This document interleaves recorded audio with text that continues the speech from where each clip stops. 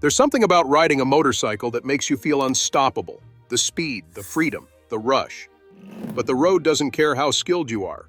One mistake can change everything. No airbags, no safety cage, just you and the asphalt. I've seen riders, both new and experienced, learn this the hard way. This isn't about fear, it's about survival. These are real, life-threatening mistakes that riders keep making. If even one of them makes you pause, it might just save your life. Let's start with one of the most dangerous ones, even if you think you'd never make it. Never assume drivers see you, because most of the time, they don't.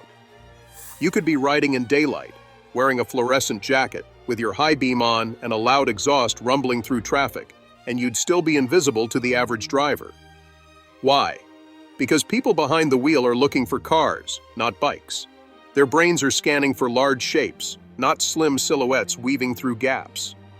And when you show up next to them, their brain doesn't register threat. It just filters you out. I've been in situations where the driver looked straight at me and still pulled out. That's not carelessness. That's human psychology. Our brains aren't wired to anticipate motorcycles in everyday traffic. So no, your visibility doesn't guarantee safety. Your survival depends on assuming you're invisible and planning accordingly. That means approaching every intersection like the other guy will pull out. It means covering your brakes before that car makes a left turn. It means adjusting your position so you're not hidden behind mirrors or pillars. Because here's the thing, if you ride like you're visible, you'll get surprised. But if you ride like no one can see you, you'll never be caught off guard. That mindset is what separates cautious riders from crash victims. Every day, on every ride, you have to expect the worst and prepare for it. Not because you're paranoid, but because you're realistic. Out there, it's not about being right. It's about staying alive. Even worse than assuming you're seen is getting trapped with no way out. A lot of riders don't realize they've made a critical mistake until they're boxed in by traffic. You've got a car ahead, a wall on one side, and a big rig on the other. If something goes wrong now, if a car brakes hard, if someone swerves, if debris suddenly appears, you've got nowhere to go. You're stuck, and that's a terrifying place to be on a motorcycle. Unlike cars, bikes don't have the luxury of steel frames or airbags. Your survival depends on your ability to move fast. When you get boxed in, you give up your advantage. I always ride with escape in mind. Where can I go if everything goes wrong in the next 3 seconds? Can I swerve left? Can I brake without getting rear-ended? If there's no answer, I'm already repositioning. The best riders ride like chess players, 3 moves ahead. They don't trust other drivers to be predictable, because they know most aren't. They leave gaps, shift lanes, and use their mirrors constantly. If you're not doing that, you're gambling. And here's the brutal truth. Sometimes the game ends before you can even react. So don't wait until you're stuck to realize you're in a trap. Build space around you. Keep the bike mobile. And never, ever, let yourself get surrounded by machines that outweigh you by several tons. Freedom on a bike is real, but so is vulnerability. Which brings us to a mistake that seems harmless until it's suddenly not. Following too close. Most riders don't think twice about this one, especially if they're riding in heavy traffic. But riding right up on a car's bumper is one of the most dangerous things you can do. You're blind to what's ahead, and if that car stops suddenly, you're eating their rear end or going over it. Unlike cars, you don't have a buffer. Your stopping power is limited by traction, weight distribution, and your ability to react. When you tailgate, you eliminate every bit of reaction time you have. You also limit your vision. You can't see potholes, debris, spilled oil, or anything else until it's directly under your wheels. I've seen riders crash just because they couldn't react in time to a tire chunk or piece of wood in the road. They were too close to the car ahead to spot it and too late to dodge. That's not bad luck. That's bad space management. It doesn't matter if the car in front is driving perfectly. You still need to give yourself room. Enough to stop. Enough to swerve. Enough to think. Your life could depend on a split-second decision. And if you're following too close, that split second doesn't exist. So don't ride like you're in a rush.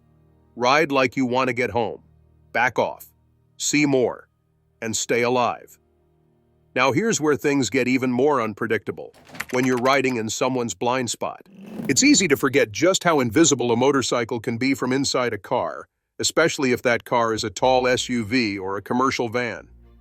You may think you're fine just cruising alongside them for a few seconds, waiting for a chance to pass.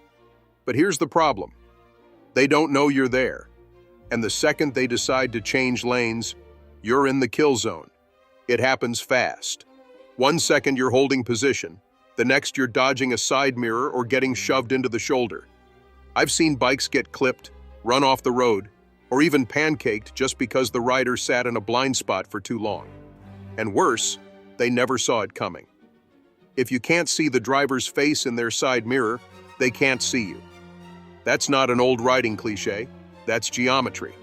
You're riding next to a moving vehicle that weighs 5 times more than you, and you're trusting it won't drift into your lane by accident?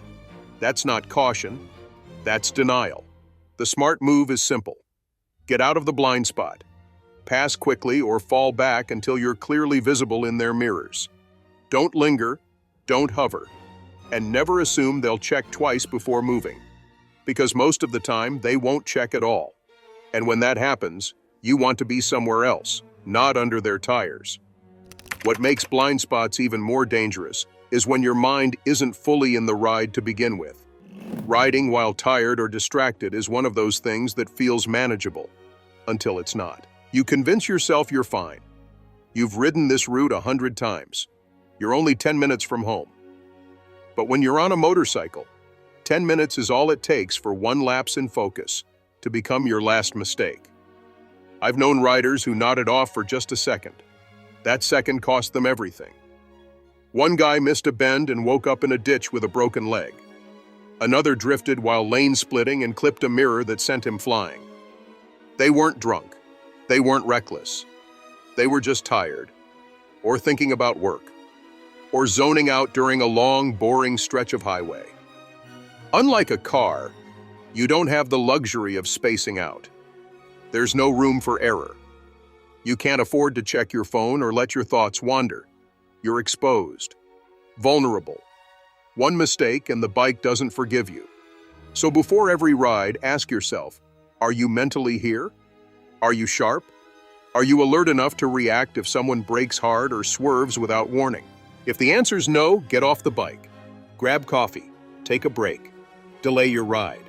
Because the only thing worse than being tired on a motorcycle is being dead because you didn't pull over when you had the chance. Closely tied to mental sharpness is knowing when to rein in your ego. Too many riders treat public roads like racetracks. They twist the throttle, weave through traffic, and hit triple digits like they're qualifying for a time trial. I've seen it firsthand.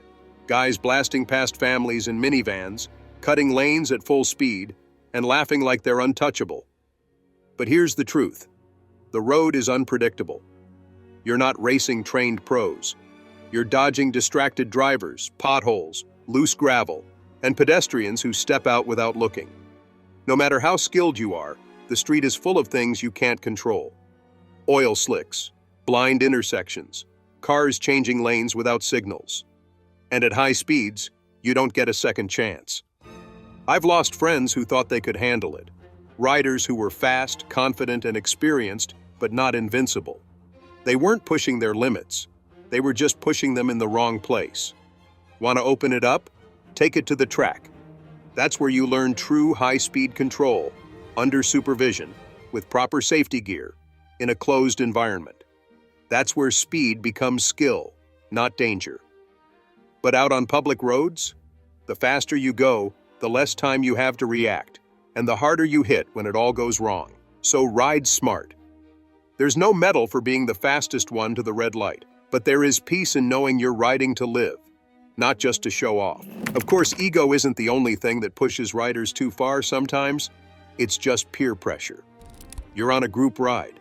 Everyone's picking up speed, leaning harder into corners, taking curves faster than you're used to. You don't want to be the slow one. So you hang on. You push. And that's when the trouble starts. I've seen it over and over again. A newer rider trying to match someone with 10 or 20 years of experience.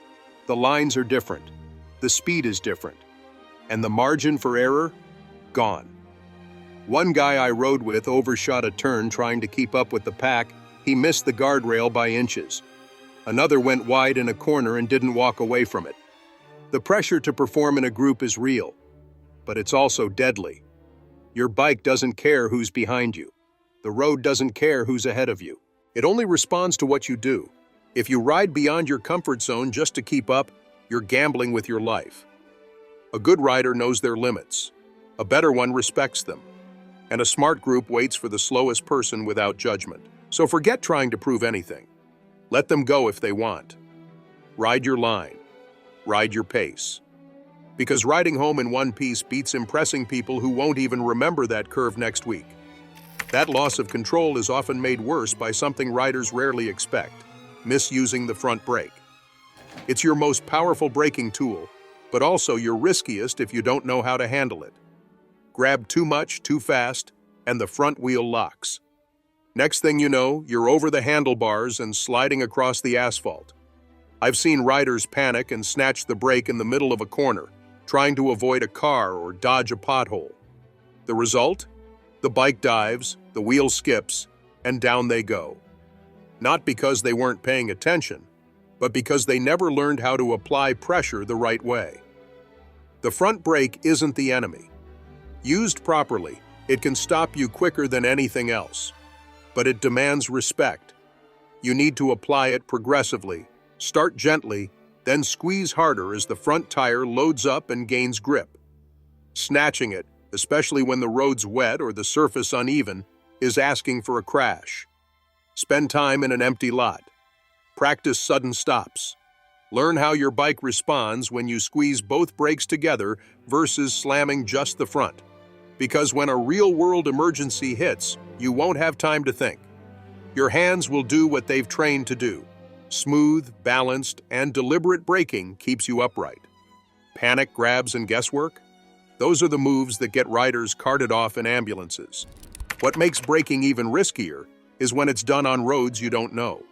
Riding at speed on unfamiliar terrain is like betting against the house, and the house always wins. I've watched riders fly into corners they've never seen before, only to find gravel, oil, or a surprise dip waiting for them on the other side. It doesn't matter how good your lean is if the surface changes underneath you. Even roads you know can change. That scenic back road you rode last week might now have a fresh oil patch from a leaking pickup, or a thin layer of sand from last night's rain. A dark patch in the shade might look harmless until it's wet enough to ruin your grip. And if you're not ready for it, you'll be sliding before you even know what happened. I've had close calls myself, coming into a bend hot, thinking I had it handled, only to feel the front tire twitch on a hidden patch of gravel. That one scare was all it took to slow me down and start scanning more carefully. The key isn't to stop riding spiritedly, it's to ride smart. Back off just a little on unfamiliar routes. Watch for clues. A shimmering spot might be oil. A pile of leaves might be masking a pothole. Ride like you don't know what's around the corner, because chances are you don't. And it's better to ride cautiously than to not ride out at all. And when the road throws surprises your way, your tires are the only thing standing between you and the pavement. It doesn't matter if you're just popping down to the petrol station or heading out for a full-day ride. If you don't check your tires before swinging a leg over the bike, you're asking for trouble. I've seen too many riders skip this basic step, assuming everything's fine because it felt fine yesterday. That mindset has sent more than a few people sliding across the tarmac. Tires don't announce their problems. A slow leak might not make itself obvious until you're leaned over mid-turn. A nail lodge deep in the tread could give out on the highway. Overinflated rubber loses traction. Underinflated rubber compromises stability. And bald tires? They're an accident waiting to happen the moment you hit water or gravel. It takes 2 minutes, check the pressure with a gauge, scan the surface for embedded objects, cracks, or flat spots, and run your hand around the tread. That's it. And if something feels off, don't ride until it's sorted. Because a blowout at 60 miles per hour doesn't end with a quick laugh and a shrug. It ends with you sliding, tumbling, or worse. Tires are cheaper than skin grafts, surgeries, and funeral costs. So if you think skipping a check saves time, ask yourself, Save time for what? The hospital wait room? But even a good tire can't save you if your drivetrain gives out mid-ride. One of the most overlooked components on a motorcycle is the chain and sprockets, and ignoring them can cost you dearly. I've seen chains so dry they squeak louder than the engine. I've seen sprockets so worn down they look like shark teeth. Riders forget these parts are under constant stress, pulling thousands of pounds of force every time you roll on the throttle. A poorly maintained chain can snap and whip off the rear sprocket. If that happens at speed, best case scenario, you're stranded. Worst case? It locks your rear wheel, and you're eating pavement before you even know what went wrong. And the damage doesn't stop there. A broken chain can smack through engine cases or slice into other components. What could have been fixed with 10 minutes of maintenance turns into a $1,500 repair, or worse, a crash. Check your chain tension regularly. Keep it clean. Lubricate it after wet rides or every few hundred miles. If your sprockets are hooked or uneven, replace them. Don't wait for the bike to start shifting rough or clunking. By the time you feel it, damage is already underway. It's easy to overlook because it's not flashy, but your drivetrain is the silent workhorse of your bike. Treat it like it matters, because one day, it might be the only thing keeping you upright. Still, even perfect equipment won't protect you if your instincts are off when it matters most. That's where emergency maneuver training comes in, and skipping it is a mistake that far too many riders make. Most people think they'll just figure it out in the moment. But panic doesn't work that way. When things go sideways, your body goes into survival mode. It doesn't think, it reacts. And if you haven't trained those reactions, you'll freeze. I've watched riders get cut off in traffic, and instead of braking or swerving properly, they lock up the front, stare at the threat, and ride straight into it. Not because they were careless, but because they never trained their brain to do anything else. Emergency braking, swerving around obstacles, hard stops, these aren't tricks. They're life-saving skills. And like any skill, they fade without practice. Find an empty car park or quiet road. Run drills. Practice progressive braking. Learn how to look where you want to go, not where the danger is. Even seasoned riders revisit these skills regularly. Just like carrying a fire extinguisher you hope you never need, this training exists for the moment you do. Don't bet your life on instincts that haven't been sharpened. Train like your life depends on it, because out there, it does. And when everything does go wrong, what you're wearing could be the difference between walking away or being carried off. Too many riders make the mistake of thinking gear is optional. It's just a short ride, they say, or it's too hot for a jacket. But physics doesn't care how long your trip is. Hitting the pavement at 40 miles per hour feels the same whether you were riding 2 blocks or 200 miles. I've seen people ride in t-shirts, shorts, and even sandals. One guy crashed wearing gym gear. His entire side looked like raw hamburger meat. Road rash isn't a scrape. It's layers of skin torn off. Sometimes it goes into muscle, sometimes even bone. And recovery? That's not just painful. It's permanent. You don't need to wear a race suit to be safe. But the basics aren't optional. Helmet, gloves, boots, and a riding jacket with armor. And no, a bicycle helmet and gardening gloves don't count.